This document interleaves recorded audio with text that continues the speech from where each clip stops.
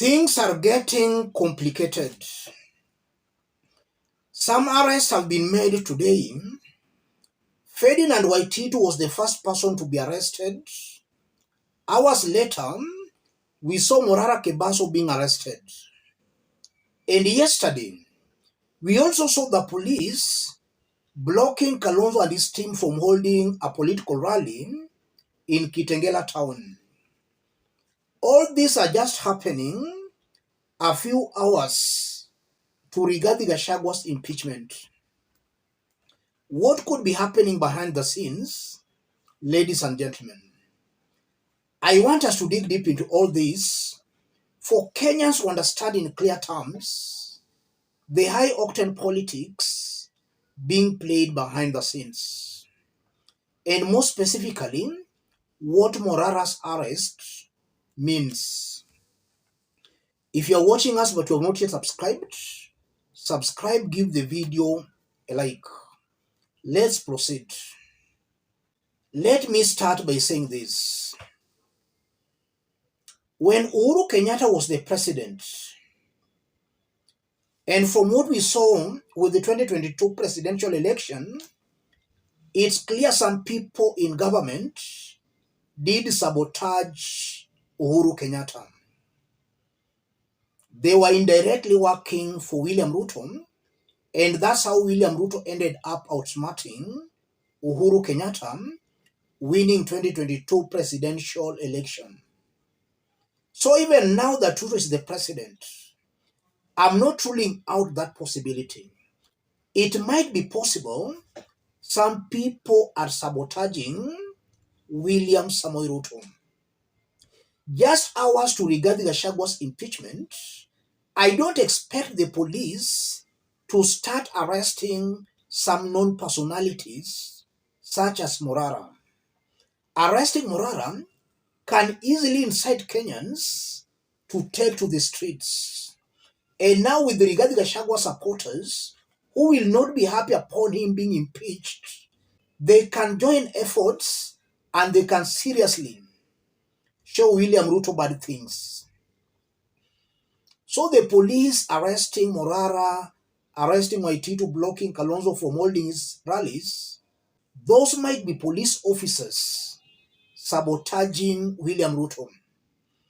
It's high time for William Ruto to sit down to understand what's happening in his government. He should not just be there, but some people are sabotaging him. I see that as a sabotage because obviously a sane mind cannot go on an arresting spree at a time the second in command is about to be impeached. There are some elements of sabotage.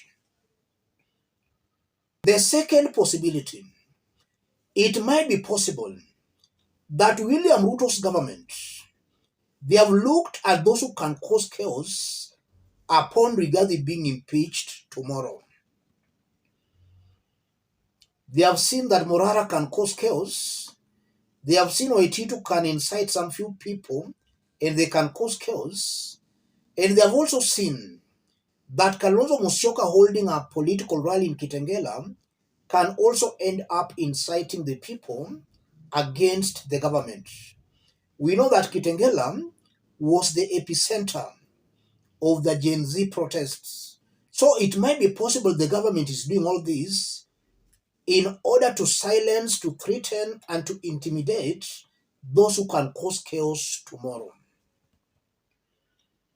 Something also coming out very clearly, the arrest of Morara proves it to me that the government has started feeling the Morara wave. When Morara started, the government was not taking him seriously. But now the government is realizing that Morara's wave is growing. So Morara has to be dealt with in good time before his wave becomes too big for the government to actually deal with.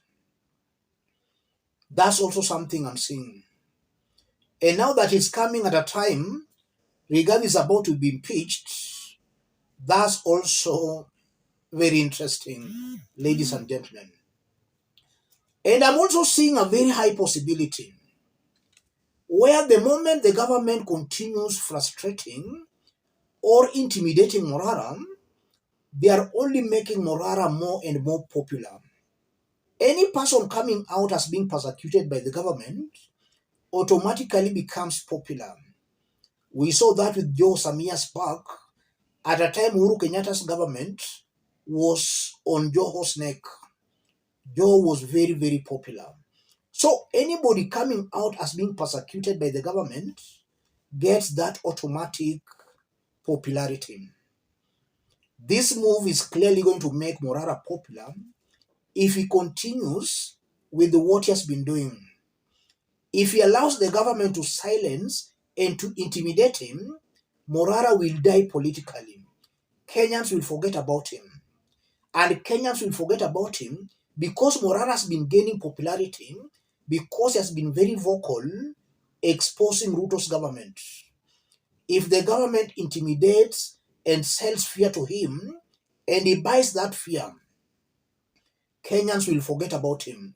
They look for somebody vocal attacking Ruto's government. My advice to Morara, this is a bed you spread, you must lie on it. If you go silent, you will lose that popularity. If you continue, then Kenyans will still support you and you'll become even more popular than you are now. So Morara has to make a choice whether to continue or whether to go mute. And again, if you look at this, in the event this trend continues, where William Ruto is now using force, the police and all those arsenals to deal with these political rivals, chances are very high William Ruto will succeed in silencing these political critics. And it will be somehow similar to what Ruto did to the opposition last year. There was a crackdown on the opposition, and the crackdown clearly killed the demonstrations.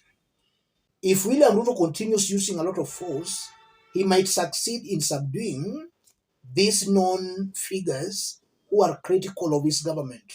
And that's why I still maintain and I believe that the only weapon Kenyans can use against William Ruto's government is by them being leaderless, partyless, and tribeless. Let them for now not have their preferred leaders because these leaders will clearly be subdued. But if Kenyans can revert to June 25th, where the Gen Zs and other Kenyans, without any leader, without any political affiliation, all train their guns on William Ruto. If Kenyans deploy that kind of a strategy, they will succeed against Ruto. But these leaders, they might not succeed, ladies and gentlemen. Let me stop it there. If you are watching us but you have not yet subscribed, subscribe, give the video a like.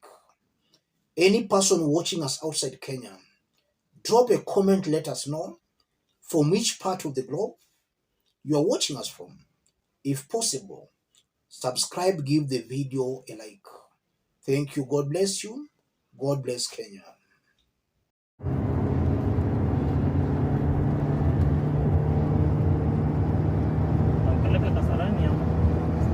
So amesema nini DCI?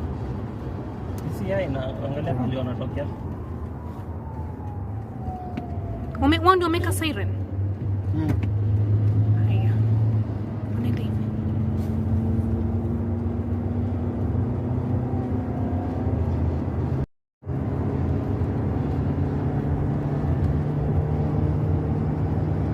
Angalia Kasarani hapo. So amesema nini DCI? DCI na angalia pale wanatokea. Wao ndio wameka siren.